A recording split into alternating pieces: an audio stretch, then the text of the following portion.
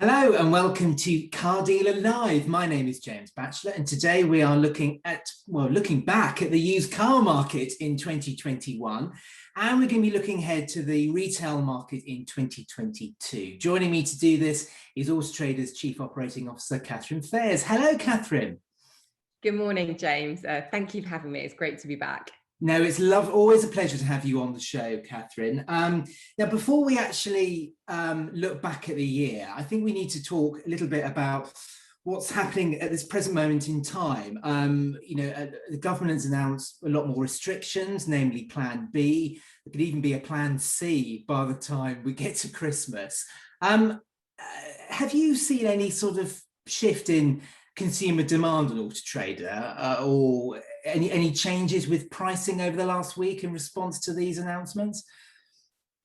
Yeah, it's certainly not the end of the year that we were all hoping for. No. I mean, I think the good news is that despite the announcement of the government Plan B measures last week, from the data that we see, the retail market remains in strong health. We're seeing levels of consumer demand continuing to increase on our platform, and equally we're seeing consumers that value that they place on car ownership and having access to a car, unsurprisingly, again, is at record levels because of all the concerns out there around the latest variant. Last week, our audience data on Auto Trader, we were up about 20% on 2019. We look back to 2019 as an indicator of a more normal market. And for this week so far, we're tracking up 23% on that period. And week on week, actually, this week's looking slightly stronger than last week, which again, I think is a really encouraging sign. I think it's all being driven by whenever we enter into these periods, we see consumers again, the freedom, the independence that owning a car gives them, people's desire to avoid public transport, all of those things strengthen, which means people turn more than ever to their car and think about that car buying journey more than they perhaps would in more normal trading conditions. I think you mentioned pricing there as well. We've shared a lot of data in the last few weeks on pricing, just because we've heard a lot of feedback from retailers and sentiment that prices might be softening. Well, every way we look at our data suggests that everything we're seeing at the moment is the usual seasonal behavior and adjustments that we would absolutely expect at this time of year as we come into that run up to Christmas. We're still seeing pricing growth up a record 28% year on year, and it doesn't show any signs of softening or slowing at the moment. Just that very strong demand environment coupled with continued supply constraints means that overall pricing looks very robust indeed. Yeah, I think the thing that I keep thinking about with all of this is the longer this pandemic goes on, and the longer we're not in normal times, it's harder for customers to get out of their cars, isn't it? I mean, we're up to 18 months already. It's going to be 2 years since the pandemic, not too long now. It's very difficult to get people out of their cars now, isn't it? It's not as if it was a short-term thing. This has got quite far implications into the future, isn't it? Getting people out of their cars is difficult. Absolutely, and one of the biggest changes we've seen is in demographic mix on Auto Trader. So we continue to see the highest growth in younger audiences and older age demographics on Auto Trader. And I don't think it's any surprise that they are arguably two of the cohorts that have been most impacted by the pandemic. Younger age groups having their freedom and independence arguably more restricted than any other segment. And for those older age demographics, clearly the health concerns and the worries that are associated with the pandemic are more real for them than they are for many other demographic groups of consumers. So I think for some segments of consumers in particular, that shift in sentiment towards car ownership has been significant and is unlikely to change anytime soon. Yeah. Now we are entering a period of uncertainty. We don't know whether there's going to be any further restrictions, and like you said, there is a bit of softening in prices, seasonal, but still a little bit of a softening. What have you got any sort of tips for retailers? I mean, navigating the next few weeks and months. So I think it's probably a return to many of the messages that we were communicating consistently during earlier lockdowns. Hopefully we won't get back to non-essential retail restrictions, but I think many of the consumer behaviours that we're seeing at the moment, particularly because we're in that important Christmas period, are reflective of some of the consumer behaviours that we were seeing in some of those earlier periods. The first one would be, and would always be, just make sure that your business and your forecourt is optimized for trading online. And of course, it's about having great imagery and about great vehicle descriptions, but it's also about being really familiar with the latest distance selling regulations, ensuring that you're able to meet the expectations of consumers who are willing to buy online increasingly, and without being able to see that vehicle physically in person.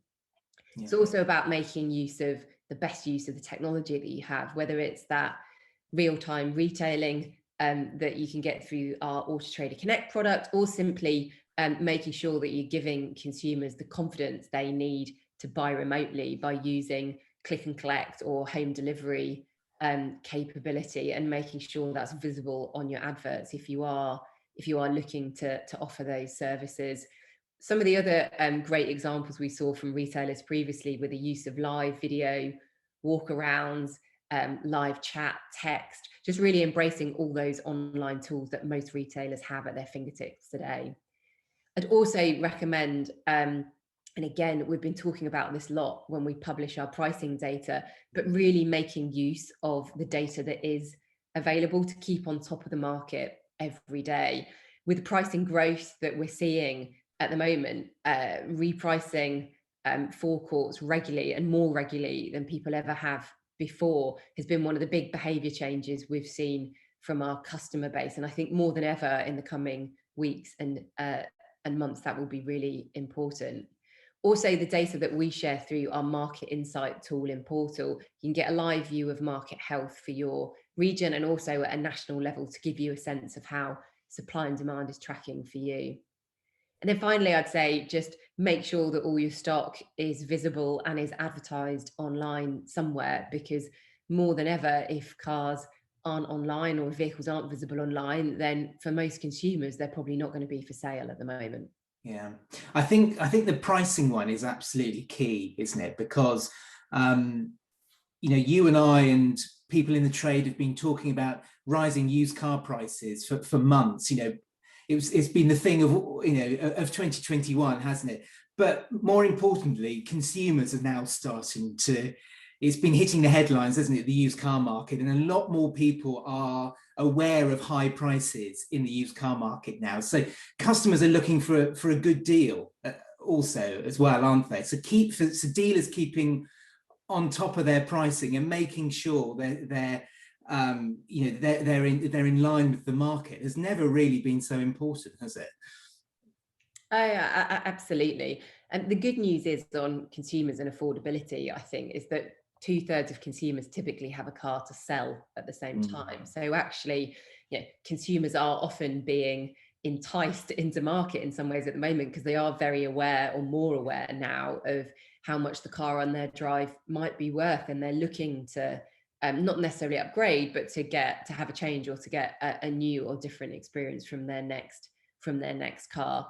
Yeah. We are seeing, because of that increased awareness of pricing, absolutely consumers making use of price flags and the other tools that we have available on Auto Trader. We know that consumers are by and large looking to make sure that they're getting a fair deal for their next car. There aren't many consumers in our data that are out there relentlessly focused on getting the absolute best possible price they can. They want to know that they can have the confidence to transact at a price that is fair for the vehicle that they're looking to buy.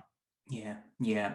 Let's just look back over the year then. I mean, it really has been quite a year. That's putting it mildly.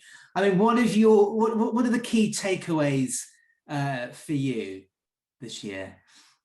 So I think the first one would have to be, and very relevant to the situation that we're currently in, I think, is that retailers actually traded surprisingly well during lockdowns, and I've learned, and huge credit to the market and to retailers, at how fast people learned and adapted to trade, and to trade effectively during Q1 of this year, in particular that period up to April, when obviously forecourts were were closed.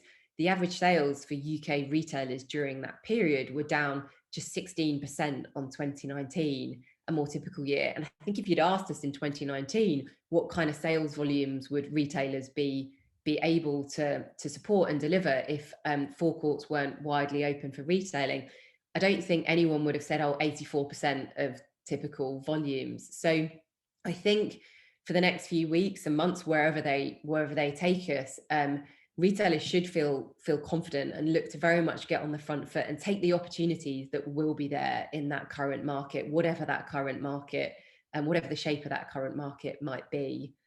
And secondly, retailers clearly adapted and changed very quickly. There's no doubt that consumers and how consumers want to go and navigate that buying journey, that's changed as well. And I'm not sure that will ever go back, or some of those behaviours will ever go back to where they were previously. And we quote the data a lot that the overall online sales in the UK for all categories jumped from about 18% prior to the pandemic to about 26% in Q3 of this year. And Q3 this year, you remember, we were about 6 months out the other side of that last lockdown. So a huge step up in overall goods and services being bought online. And we've definitely seen that play through into automotive, with many of those traditional barriers, whether it was test drive or needing to complete the finance application on the forecourt. Many of those barriers are being broken down, with retailers offering and increasingly promoting, whether it's money back guarantees or whether it's the other assurances that they're offering. All of those factors are giving consumers confidence and more confidence to think about doing more of the buying journeys online. And we're clearly seeing that in audience performance on Auto Trader as well. And I think as we look to 2022, even more of those barriers, particularly if we emerge in the new year with some form of restrictions still in place, then those barriers only look to get eroded even further, I think. Yeah. The last thing on 2021, I think, is probably, I think we'll look back on 2021 as probably the year of the electric vehicle. Yeah. In many ways, I think consumer interest and willingness is now established. We've gone from that very early adopter phase into electric cars now being a viable alternative, not for all, but for many consumers. And when we look at the pace of consumer demand growth on Auto Trader for electric vehicles, it's huge. We're now seeing 1 in 5 new car consumers looking at electric cars. It's 3 times the level we were seeing just last year.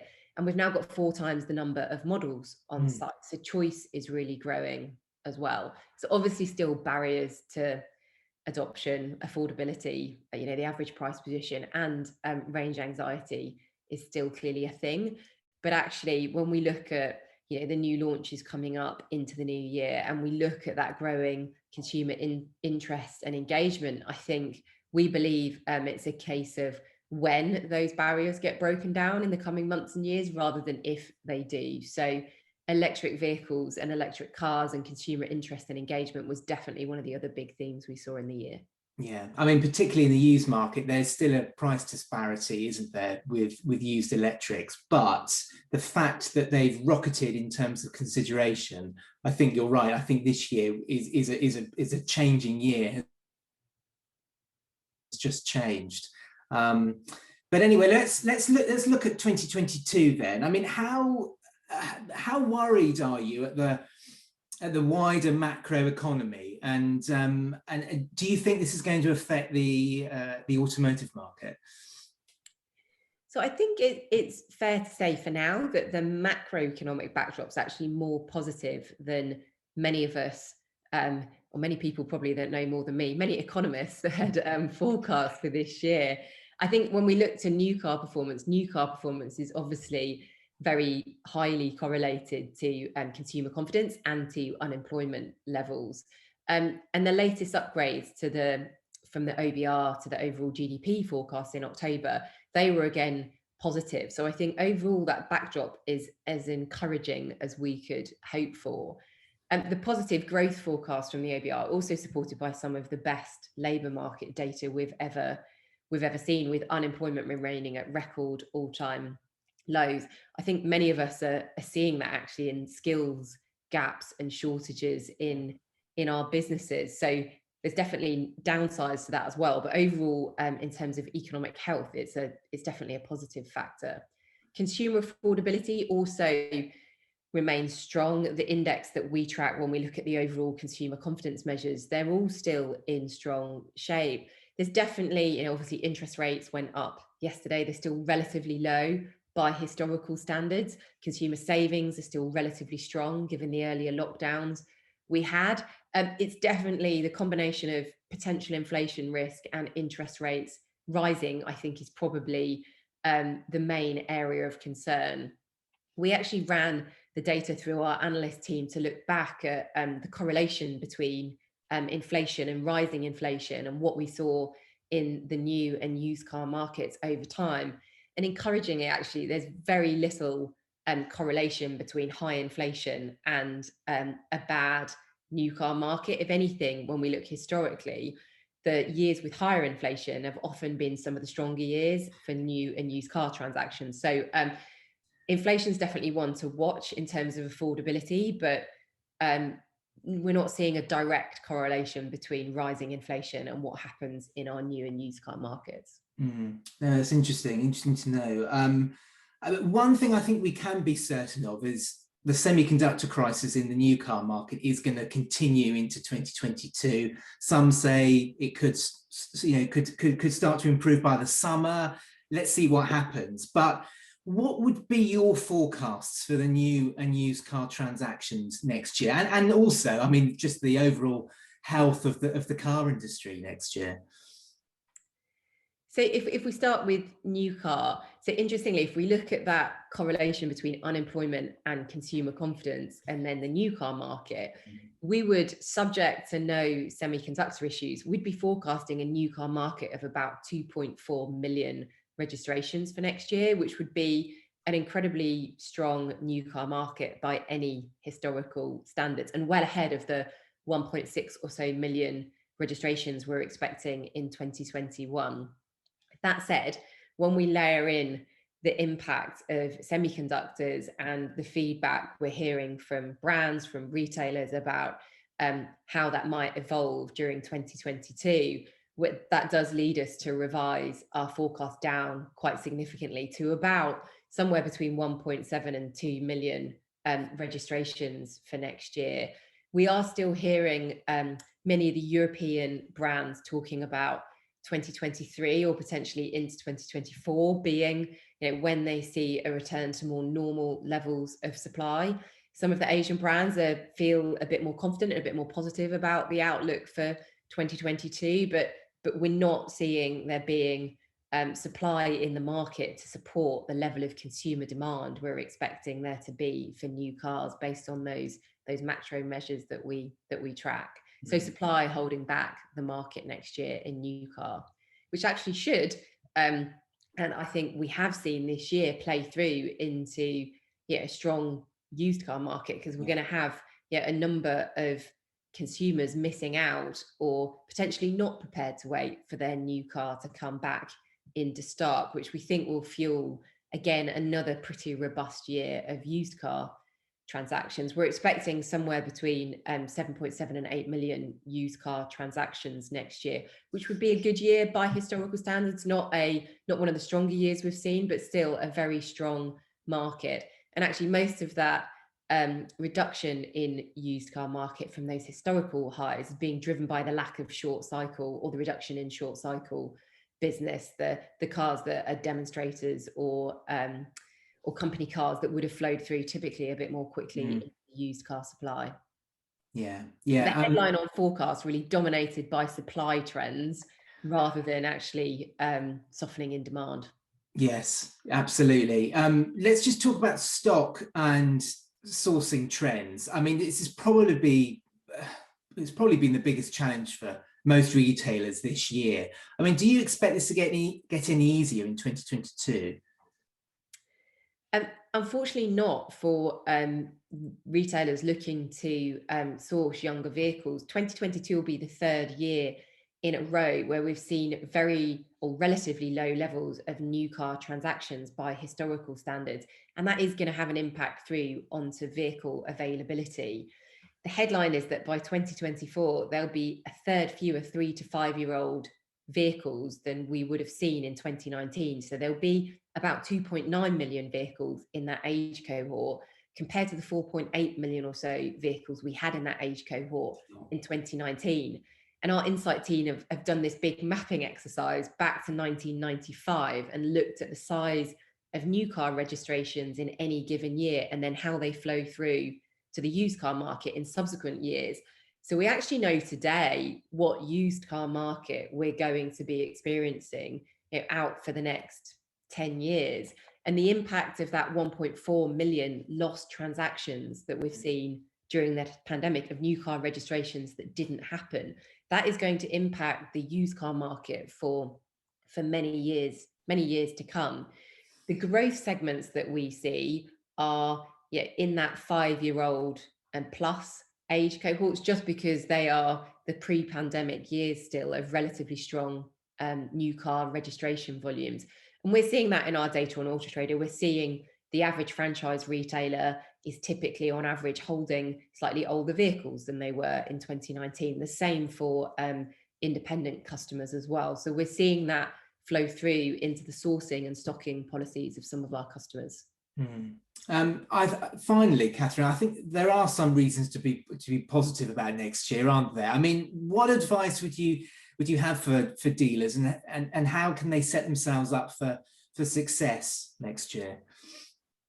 Absolutely. So I think the themes I touched on earlier around uncertainty, so definitely using data to source and price, and more than ever being data driven, given the pace at which the market is moving. Definitely thinking to stocking and sourcing policies. The impact of that 1.4 million lost transactions does mean that competition for vehicles sub 5 years is going to be more intense than it's ever been, just because there's a lot less of them in the market there for retailers.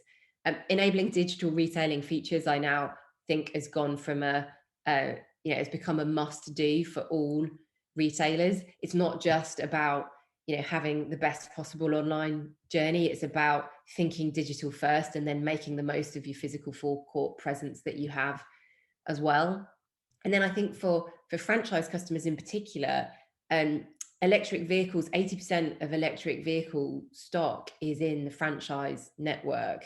And because the electric market today is being defined by new car rather than used car, they will have greater understanding of the consumer buying journey, good understanding of what works and what experience consumers are looking for in buying that next electric vehicle. So thinking about how they use that advantage in electric vehicles is going to be really interesting. We are seeing some brilliant used car specialist retailers emerge in the electric vehicle space. So there is definitely an opportunity there for new specialist retailers to emerge. And I think that will be one of the exciting trends that we see through to 2022 as well. Yeah. Well, Catherine, thank you for joining us today. I'm looking forward to sort of catching up in the early next year to see what situation we're in. But for today, thanks very much for coming on. Thanks very much, James. Well, that's it for today's Car Dealer Live. Join us again very soon. Bye-bye.